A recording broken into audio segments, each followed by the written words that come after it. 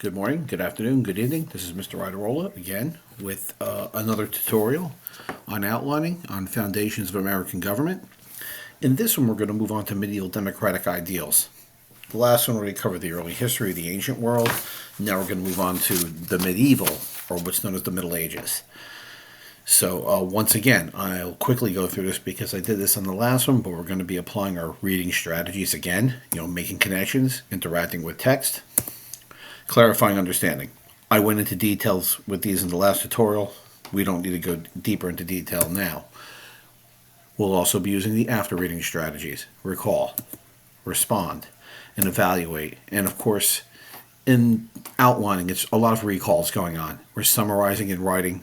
That's how we're doing it. So there's a lot of recalls and after reading strategy when we outline. We'll summarize with outlining. Doing what? Delete, substitute, keep. So we're going to continue to do that, and of course we're going to do this in the outline format. And again, I'm going to kind of jump ahead on this one. We'll get right into medieval democratic ideals. This is page 3, so we'll finish this up today. Okay, again, I will apply the during reading strategies as I go. So if you just want to follow along, follow along. And you'll notice with this one right off the bat, it starts off with English rulers adopt ancient ideals. So there's a little something different in this format. We'll get to that. Let's read first. So, the first paragraph. The Roman Empire collapsed around AD 476. For the next 700 years, kings and lords ruled most of Europe. Lords included noblemen who usually inherited land, wealth, and power. Over time, the growth of towns as business and trade centers weakened the power of the lords. The kings gained greater control of their kingdoms. Many nobles resisted this change. We talked about this at the beginning of the year. You may have forgotten about it. But when Rome collapsed, really the centralization of the Roman Empire was gone. There were no governments.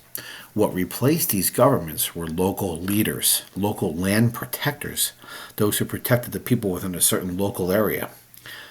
In short, these became lords. And people gave their loyalty to these lords. Those who gave loyalty were either vassals, which were like knights, or they were serfs, like peasants, people who worked the land. Okay, and we actually talked about this earlier in the year, at the beginning of the year. We do know that by the time of the Crusades, this is going to change. The kings will start becoming powerful again because they'll need larger markets for the larger economic or the greater economic activity taking place in Europe, and that's going to change. So what am I doing here? I'm considering what I know already about this when I consider this paragraph. I'm using those during reading strategies. So how did I outline this? Now, there's something weird here, something we haven't done before. This is Roman numeral 2, medieval democratic ideals. Notice A is not intro. A in this case has a name, so I'm going to use that name instead. I'm not going to call this intro because I actually do have a subtopic right under the topic, and sometimes this occurs in the reading. Okay, English rulers adopt ancient ideals. Roman numeral 1, Roman Empire fell, AD 476. Next 700 years, kings, lords rule Europe. I just took the important stuff out. There's my delete, substitute, keep. Lords, noblemen inherit land / power. Towns grew. Centers of trade. Lords' power weakens, kings gain control, nobles resist. As in all cases, when someone feels their power slipping away, they're going to fight back to get it back. And it's really this fight that's going to lead to these democratic ideals. We're going to see how that occurs. Next paragraph. In England, kings began consolidating or centralizing the power by establishing courts and creating laws to protect the people from corrupt lords. Additionally, some noblemen turned against corrupt kings who abused their power and authority. To give you a hint here, here's the power struggle taking place. I mean, I'm looking at the pattern here. What's going on in this paragraph, and this is going to be a tug of war. Think of this as a tug of war. That's how I visualize this in my head. And on one side you have the supporters of the king, and on the other side you have the supporters of the lords, and they're going to fight for power over the people. And it's going to be a tug of war back and forth. And in this give and take, you're going to see the creation of new liberties, new laws for the people. As the lords attempt to protect themselves, they're going to want to guarantee things from the king. And as the king wanting to maintain power, he or she's going to want to be seen as that. It could be a queen sometimes, so I'll say she. He or she is going to try to work with them. so that they can maintain that authority and say, oh, you see, I did that. And the lords can say, well, no, you didn't. We made you do that. There's a tug of war going on. And by the way, this is going on in all of Europe. But in England, it's specifically interesting. So we're going to look at that. So how did I summarize this? This is, of course, paragraph 2. England, king centralizes power, creates courts/laws to protect people. Challenge corrupt lords. Some nobles turn against cruel king who abused power. Okay, so again, tug of war, back and forth between the two. And by the way, that subtopic is done. We just finished it. I can move on to the next one. Again, if you need to stop these videos and check your notes, please do so. Don't feel like you got to go at the speed of me. You could stop and pause the video and check your notes and then move on.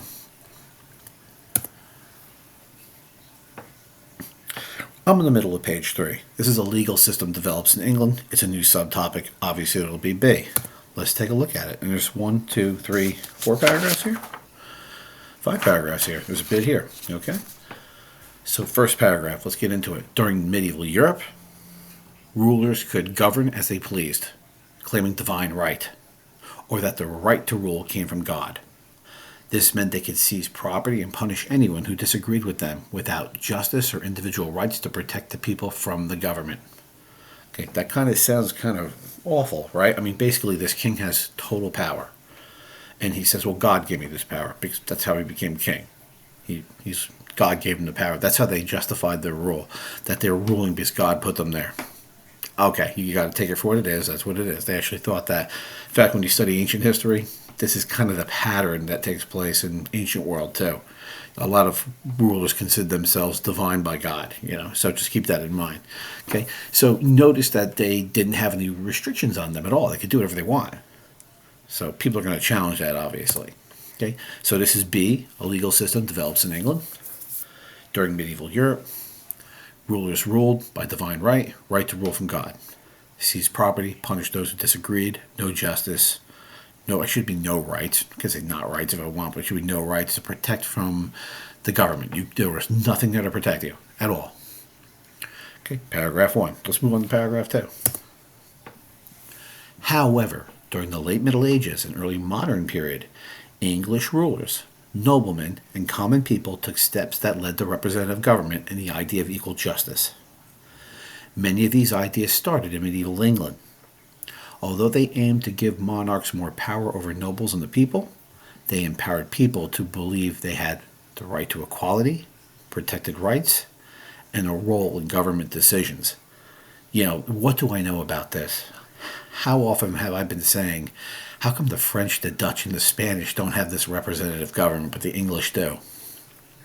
This is why. It was really the English that took these ancient ideas and started to apply them directly to their government. Now, we're going to see how that happened in a minute, but it's the English that did this. They really embraced these ideas, these ancient ideas, and applied them to their own society. So it's very interesting, right? So, hey, 2, I had a lot for 2 here. Late Middle Ages, early modern period, rulers, nobles, common people. I couldn't fit it all, so notice I left off with the ellipse, the 3 periods. Took steps, formed representative government. I could have said formed rep government, probably made more sense. / equal justice. Begins medieval England, right? Supposed to give monarchs more power, right? But instead empowered the people, beliefs in equality, protected rights, role of government.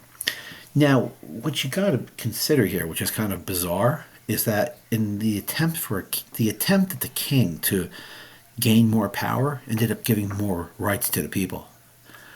And that almost seems irrational. How did a king trying to consolidate power lead to the people having more rights? It's this tug of war. It was this give and take back and forth, this rope getting pulled one way or the other. And in essence, in this battle over power, the people end up getting empowered because they were deciding things in the end. And I know this sounds totally irrational. You might think, well, the king wants more power. Aren't people going to lose more power? And I should point out to you that sometimes history is not rational. Sometimes when someone loses, they win, and when they win, they lose. And this is an example of where something irrational occurs in history, where this attempt to gain more power actually gives people more power. Go figure that one out. It's a lot of fun trying to think about that. So before we move on, I wanted to consider that. So how did this occur? Now we're getting into the good stuff. Many changes happened under King Henry II. In 1154, he reformed England's laws and created royal courts, establishing one system of law across England. Instead of being judged by local nobles, people went to the King's Court for trials. Interesting. Okay, so what am I seeing here that's interesting to me right away? Royal courts, where everyone had equality under the law. One system of laws across the nation. That certainly centralizes power. Okay, you're not judged by local nobles. You went to the King's Court for the trials. Now, if you're wondering why that's a big deal, I'll talk about that in a minute. But let's look at the outline. Changes under Henry II, 1154, reformed laws, created royal courts. One legal system across England. Not judged by nobles anymore. Went to the King's Court. Now, you're probably asking yourself, why was that such a big deal? Nobles kind of often made up how they judge people in kind of what we call an arbitrary manner. In other words, there was no rational way of doing it. They just decided things based on who they liked or disliked, or sometimes they would have these trials where they'd burn somebody, and depending on how fast they healed, that would determine. They called it trial by fire. Depending on how fast they healed, that would determine their innocence or guilt. It didn't make any sense. These courts created a system that people respected, and it treated everyone equally. So people actually sought out the King's Court, and this was a way for Henry to take power away from the nobles. Consider that. But as he's taking power away from the nobles, he's also giving rights to the people, and I don't think that was his intention, but it's how it's perceived by the people.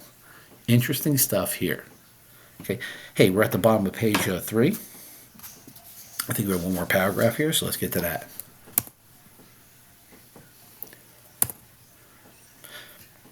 Yep, page 3, and I believe this actually goes to page 4 as well. Yep, it does. Okay, so Henry II also made 2 major changes to the justice system.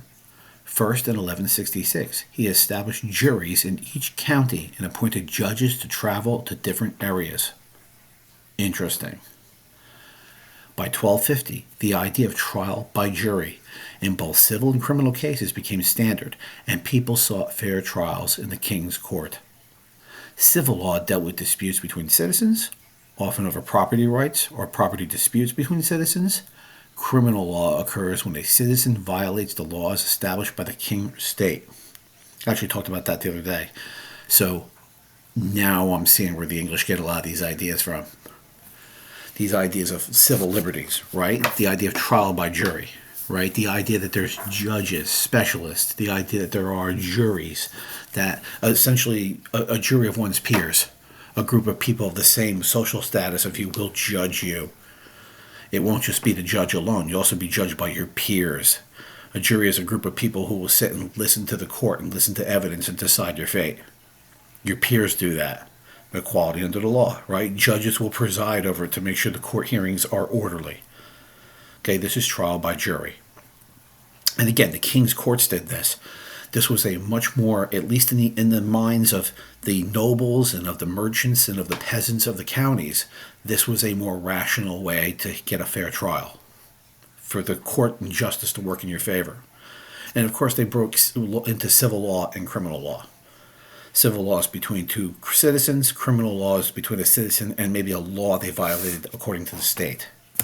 Okay, so hey, what's here, right? Number 4, this was kind of a long paragraph, so I had an A, B, C. Henry II, major changes, justice system, 1166. EST period means established, juries and counties. Appointed judges to travel around.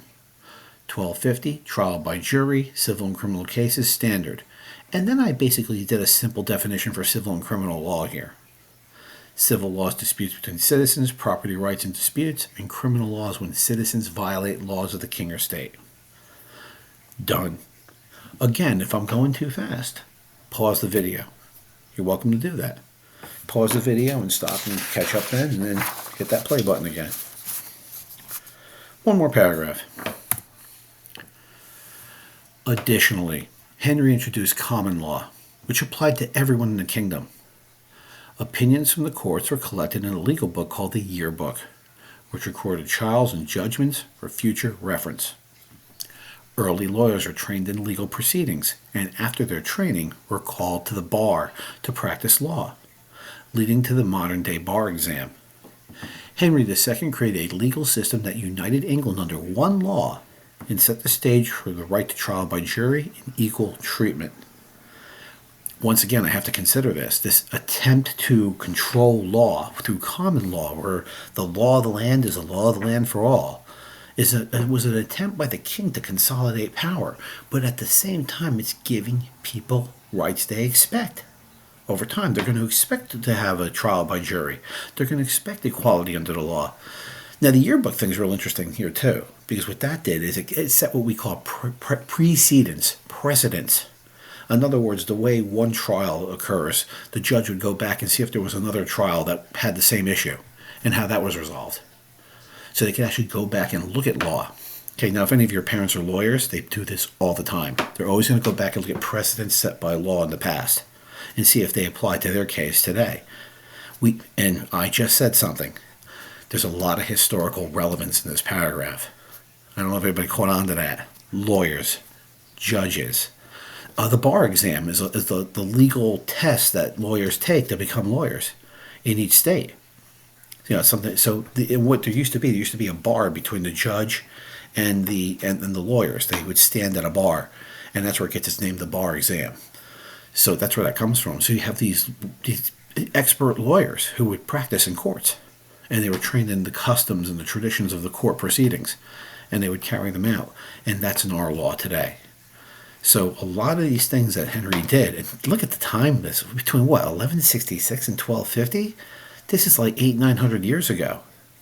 And our traditions go back to this. It's very interesting. Any of you interested in law, you're definitely going to be interested in this. This was pretty long. It's a long paragraph. Henry introduced common law applied to all the kingdom. Again, his attempt to control. Court opinions kept a legal book, yearbook, recorded trials and judgments, used for future reference by lawyers who trained in law. They were called to the bar, where they got the idea for the bar exam.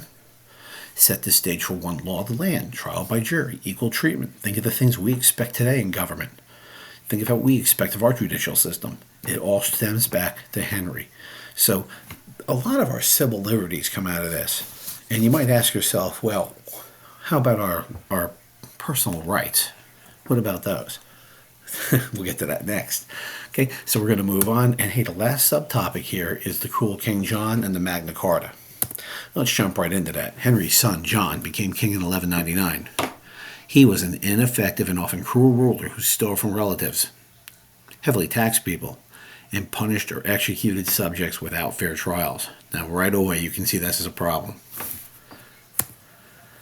So this is C, cruel King John and the Magna Carta. Henry's son, John, king, 1199, ineffective and cruel ruler. Stole from relatives, heavy taxation, punished, executed people. W/O is without fair trial. Again, if you feel the need to stop, you may. Only got a few paragraphs left. Okay, so notice that right off the bat. This is that tug of war. This was the king trying to pull back and rein in these rights. So this guy John wasn't too bright. He was pretty awful with following the rules. He saw himself as divinely ruling out of divine right. He didn't care about the precedent his father had set earlier. He was willing to violate all those rules. But the nobles and the common people got used to equal treatment. So they're going to pull that rope back. They're going to tug back against that. So what happens? There you go. John's bad treatment of the English led to a revolt by his nobles. After John lost the war in France, the nobles captured John and forced him to sign the Magna Carta, or Great Charter, in 1215. This document included 63 points that granted justice to everyone, ensured that taxes could only be imposed on the people with the people's consent, means they have to approve all taxes, and guaranteed trial by a jury of peers. The Magna Carta also gave nobles the right to rebel if the king broke the agreement. That is interesting. The nobles basically turned it around on John And if you look at that picture in my corner there, you're going to see John not looking too happy signing that thing. He was forced to sign it. They literally kidnapped him. They put him on an island. There's a Runnymede. And they put him on this island. They forced him to stay there until he signed the document. They didn't really give him much of a choice. It was an offer he couldn't refuse. Okay, and this Great Charter is considered one of the most important documents in world history. It's considered a world historical document. It guaranteed rights to justice, rights to no taxation without representation. It's right there in the middle, right? Trial by jury is guaranteed. And it even gives future nobles the right to rebel. Okay, so how did I summarize this? John's bad treatment led to revolt by nobles. Lost war with France. John should be captured by nobles, forced to sign the Magna Carta. Great Charter, 1215, 63 points. Justice for all. Sounds a little dread there a little bit. No taxes without consent of the people. Guaranteed jury appears. Nobles could revolt if king broke agreement. So I had an A, B, C, D for that one. Now we're treading into civil liberties. Now when you look at this, you're seeing elements of civil liberties, and the next paragraph really builds on that. And this is probably the most important paragraph here, to be quite honest with you. Let's take a look at this one, right? A legal system develops in England. Oh, that should say cool King John, the Magna Carta. I'm going to have to fix that. But hey, next paragraph, third paragraph. The Magna Carta is important because it established the principles important to modern forms of government, such as, and these four things are critical: limited government, meaning that a ruler or government is not all-powerful and government powers are restricted by written law or a constitution. Does that sound familiar? So the divine right does not matter. It is the law of the land that matters. The law comes before the person. In all cases, even the king is not above the law. Rule of law. Everyone, no matter their position, title, race, social class, is subject to the law. Again, no one is above the law. The rule of law determines that. So limited government and rule of law are kind of connected in that manner. Individual rights. Human beings are born with inalienable. That means it cannot be denied. Natural rights that no government or leader can take away. And finally, shared power is necessary, and no single individual or exclusive group can claim total power over people. Representative government and power sharing make up a fair and just government. So that's what makes a fair. It's sharing power. Now, all this should start making sense. This is why English government is fundamentally different from French, Dutch, or even Spanish government.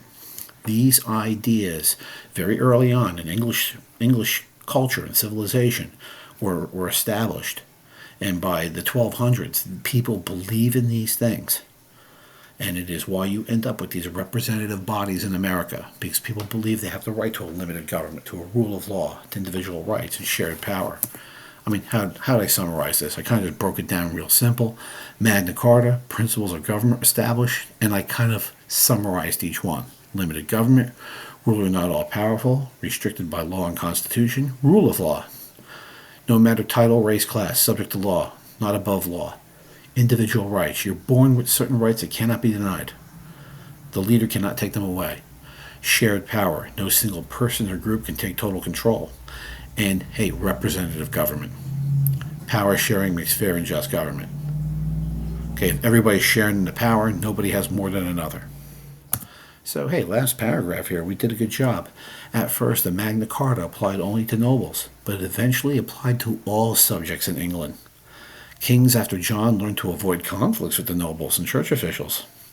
Over time, this group expanded to include the common people. And by the late 1300s, they formed a legislature called Parliament. Parliament would grow in influence over the next 300 years. So notice, because of the Magna Carta, and there was a thing where 25 or 35 noblemen would have to make decisions with the king. And that was actually a point in the Magna Carta, which we'll talk about later. But that point would eventually lead to the development of Parliament. To parler means to discuss. It's a French term. So the representative body that would discuss law, Parliament, that's where that comes from. So how did I summarize this? First applied, and this did only apply to the nobles first, not to all the people. The people would come to accept these as rights for themselves as well. Kings after Gine avoid conflict with the nobles. We're going to see what happens when there's conflict when we look at this later on. We're going to look at the development of representative government. Okay, or church officials, and over time included common people. By the 1300s, they would form the legislature called Parliament. And that would grow for the next 300 years, and we will talk about that when we complete a survey activity, probably late next week. So, yeah, we're going to come back to this. We're going to see how this representative government evolves next. Hey, that wraps up the outline. Basically done here. I did do some comparisons here between like our Declaration of Independence and the Magna Carta, and I have to point out to you that really the Magna Carta is the grandfather document to our Declaration of Independence. You should keep that in mind. There's another document we haven't talked about yet. That's actually the daddy of our Constitution and Declaration. We'll get to that. But you'll notice here that, notice point 12, and notice here, no tax may be collected in our kingdom without general consent. For these purposes, only a reasonable tax may be collected. Notice that one of the complaints in our Declaration of Independence is no taxation without representation. Now, Thomas Jefferson wrote the Declaration of Independence. Thomas Jefferson knew the Magna Carta, and that's where he got that idea from. Notice point 39.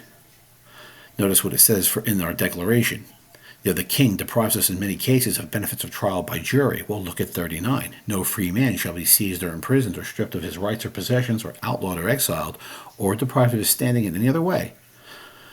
Nor will we proceed with force against him or send others to do so except by the lawful judgment of his equals. That's trial by jury. Notice the direct connection with our Declaration of Independence. And notice point 51. No standing armies in times of peace without lawful consent. Right? He has kept among us times of peace standing armies. Now 51 is really bizarrely worded. It says, as soon as peace is restored, we'll remove from the kingdom all foreign knights, bowmen, and their attendants, and their mercenaries. No army should remain in the time of peace. And notice that's reflected in both the Declaration of Independence and the Magna Carta. So again, our Declaration of Independence, when Thomas Jefferson wrote it, he looked back at the Magna Carta, look at our Bill of Rights, and some of these are the same or different. But notice with Amendment 4 that Americans cannot have their personal property searched without proper warrant or just cause. Right? The right of people to secure their persons, houses, papers, and effects against unreasonable search and seizure should not be violated.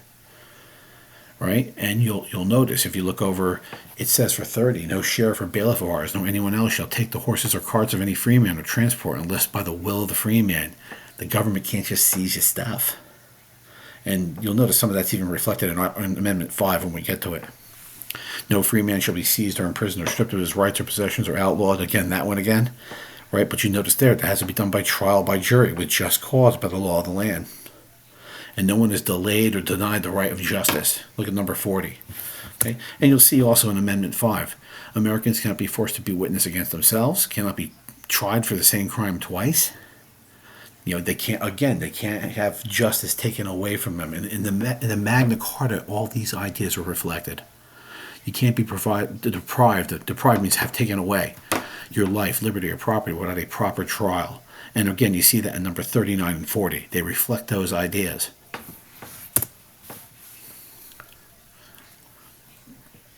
Again, in our Bill of Rights, I'm looking at Amendment 5 a little closer here. And I think I kind of did this on the last slide too. But note that you need to have a proper trial. You can't take away the right to a proper trial from anyone. You can't take away property without a court hearing. So the government can't just come take your stuff away. Again, limited government. Okay, civil liberties. They just simply cannot do this. Okay, hey, that wraps things up for this. You're done. If you're finished, make sure you complete the reflection activity.